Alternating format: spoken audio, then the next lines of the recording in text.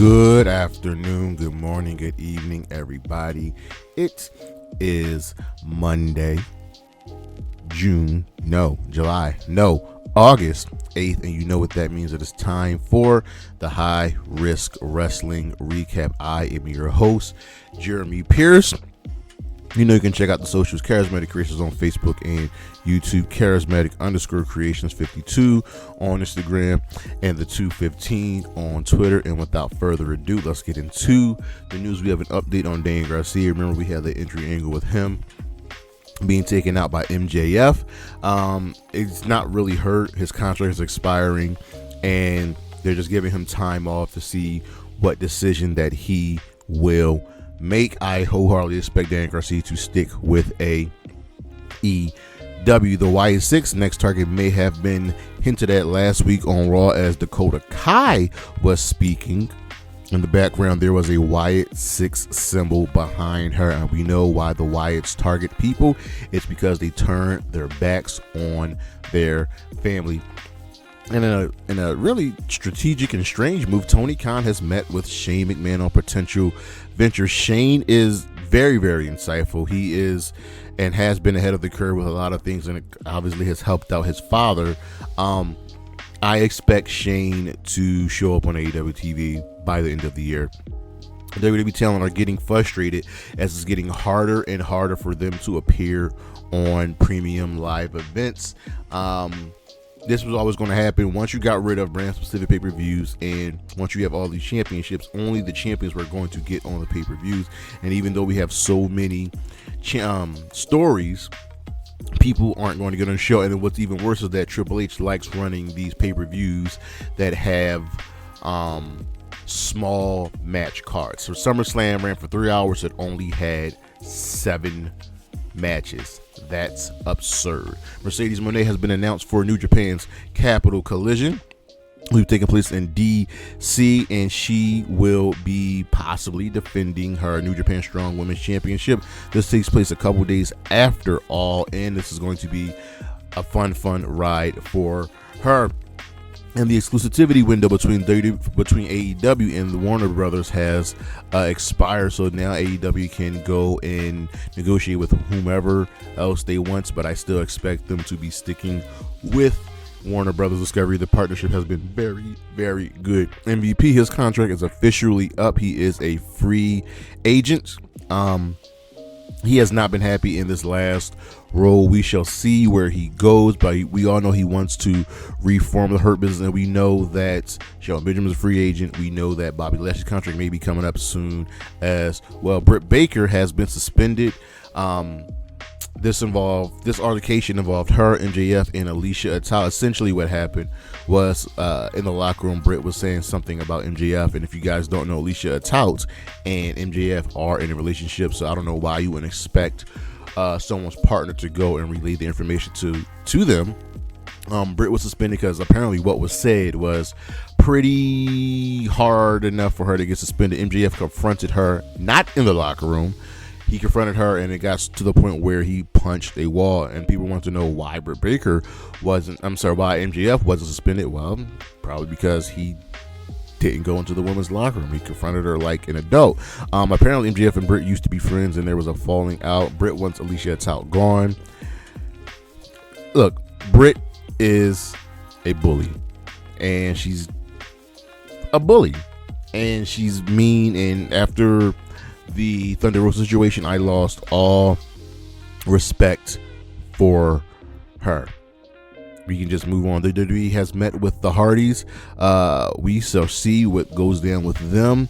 They didn't have, well, I would say Jeff didn't really have the top time in AEW because, he messed up a lot, but Matt had a pretty good solid run.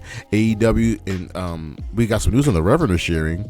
It's close to a 50-50 split between the talent and then what goes on in the company. AEW talent gets 55% of the revenue, whereas the WWE only gives about 20 to 25%. Well, not 20, I think it's like 30.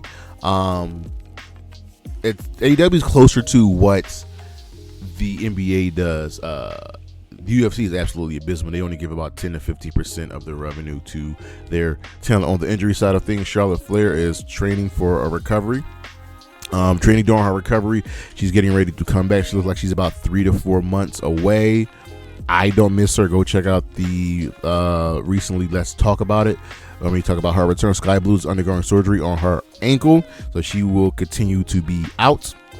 It sucks that she was really on a roll, but things have happened. But she'll be missed and she'll be ready to get back hopefully soon. An AEW star was cleared for an in-ring return after sustaining an injury, and that would be one Brian Keith. And if you saw, he wrestled this past week on, I want to say, Rampage. And another AEW star is undergoing surgery amidst his injury status, and that would be one Trent.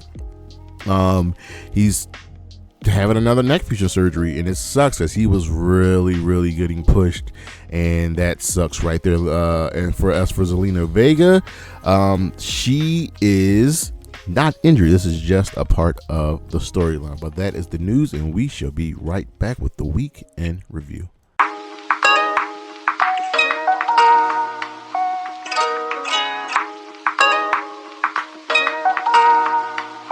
All right, let's get into the week in review. We start off with Monday Night Raw. This was the go-home show for SummerSlam, and this show actually gets a thumbs up.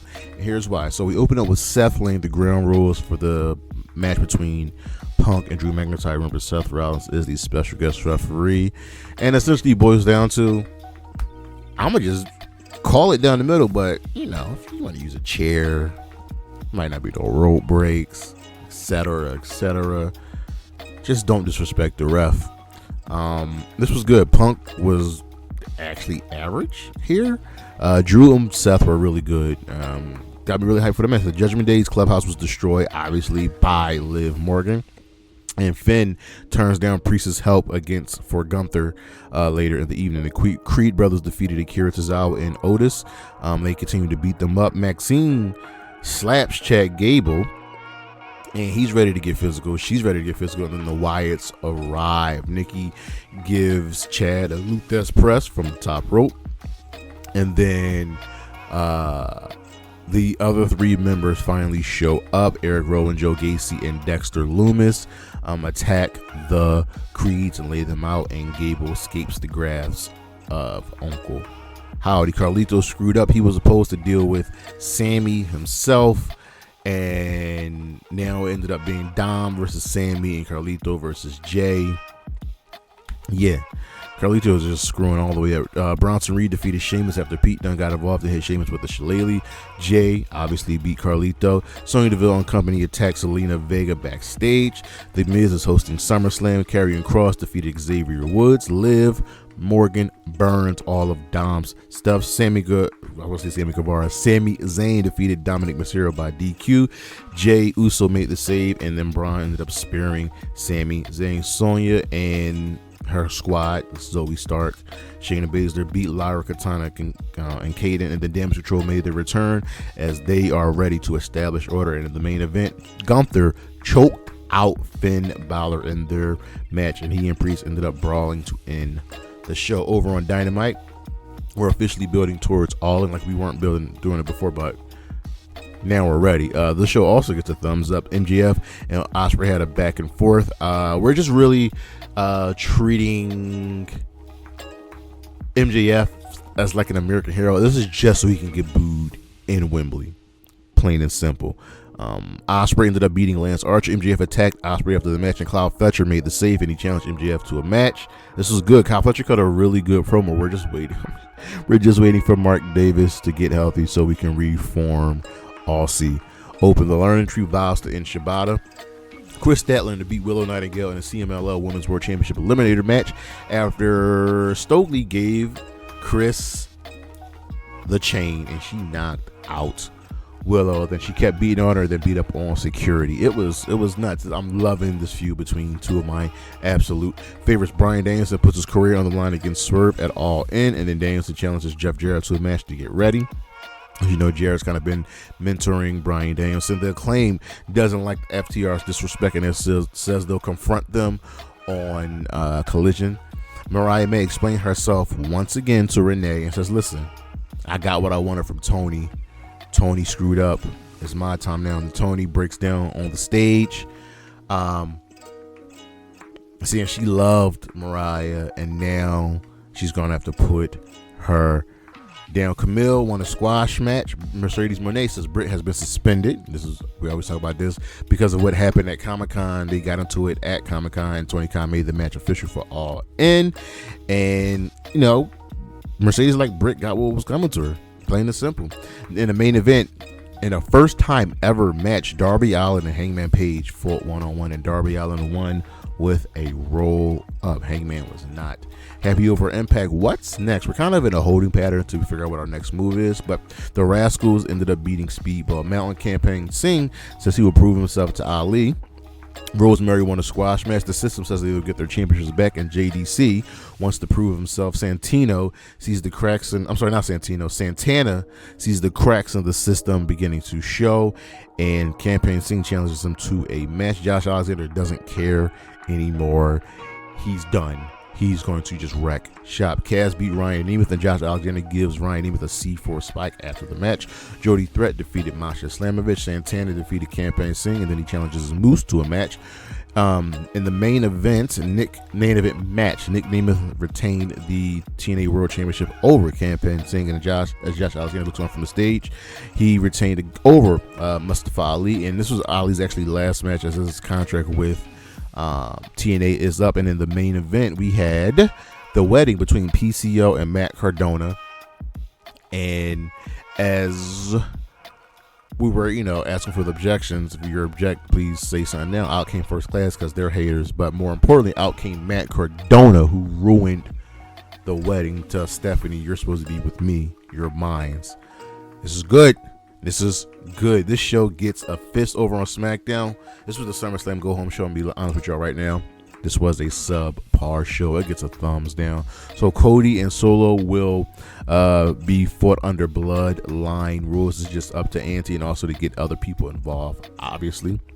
Andrade beat Carmelo again. These two are just in the holding pattern because there's obviously aren't any plans for them. Santos Escobar defeated Apollo Crews. Logan Paul and LA Knight hyped their title match.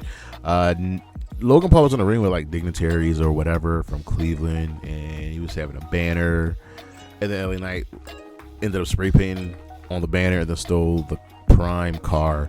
Alba Fire and Ala Dawn retained their women's tag team championships over Jade and Bianca, as Blair Davenport actually ended up attacking Jade and Bianca, and she's aligned herself with the Unholy Union. Nia Jax gives Tiffany Stratton a new Money in the Bank briefcase after Bayley destroyed it the previous week, and Chelsea Green is a little bit jealous. And in the main event, the Bloodline defeated DIY to win the WWE Tag Team Championships. Over on Rampage, this was an okay show. Willow Yuta beat the Butcher. Brian Cage won a squash match, and he interrupts Kyle Fletcher's interview backstage, and he gets challenged to a match by Kyle Fletcher. This is going to go down on Collision.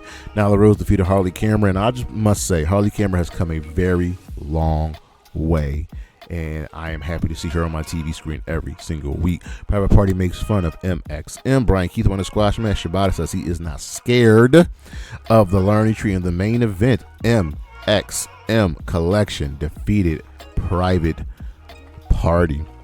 Over on Collision, this was a sneaky good show. It gets a fist.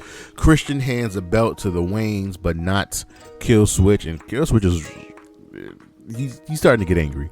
The House of Black and Bang Bang Gang all arrive, and Nick Wayne gets beat down. Sammy Guevara wants Dustin Rhodes' support and guidance. We'll see how that goes. Hologram and Mystico teamed up to defeat the Premier Athletes, because the Premier Athletes always lose unless they are on the Ring of Honor. Toni Storm attacked Mariah May, who was on at the commentary desk. She was confronting Mariah. She was confronting Tony Schiavone after something he said a couple weeks ago, and then Toni Storm won her squash match. This feud is heated up. Oh my God, give me this match. Kyle Fletcher beat Brian Cage, and then Kyle's like he's ready for MJF because Brian Cage always loses. Claudio Castagnoli defeated Lee Moriarty and Tomohiro Ishii. This was a good match. I just have an issue with Lee Moriarty after winning the Pure Championship, just losing matches. Layla Gray is now a part of Top Flight, and MXM Collection arrives to make fun of them. So it looks like we got their next feud. Thunder Rosa defeated Taya Valkyrie, and she challenges Deonna Purrazzo to a Texas Bull Rope match for Collision the next week. Whew. Remember, Deonna's like 3-1 against Thunder Rosa since they started fighting. And in the main event, Darby Allin, FTR, and Mark Briscoe defeated the Beast Mortos and the Undisputed Kingdom. Mark Briscoe tried keeping the peace after the Acclaim called FTR on the disrespect room. It was like, yo, we're here. You weren't. You don't get to jump the line. We have next for the tag team titles. So last time I checked, we beat you. We are 1-0 against you. Love the serious side of the Acclaim, but they can also still be able to get serious. This is nothing bad at all. And our matches of the week from the G1 Climax, we are rolling along. We have Shota Umino versus Zack Sabre Jr., Tetsuya Naito versus Gabe Kidd, Sanada versus Shota Umino, and Shingo Takagi versus Zack Sabre Jr. from Raw.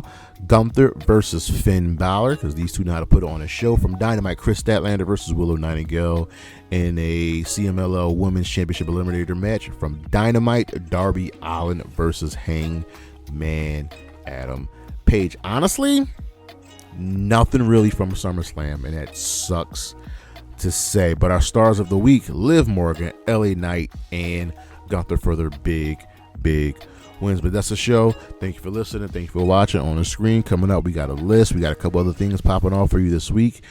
It's just gonna be good. It's gonna be a good time. Check out the socials, Charismatic Creations on Facebook and YouTube, Charismatic_Creations52 on Instagram, and of course the 215 on Twitter. I see you when I see you. Peace.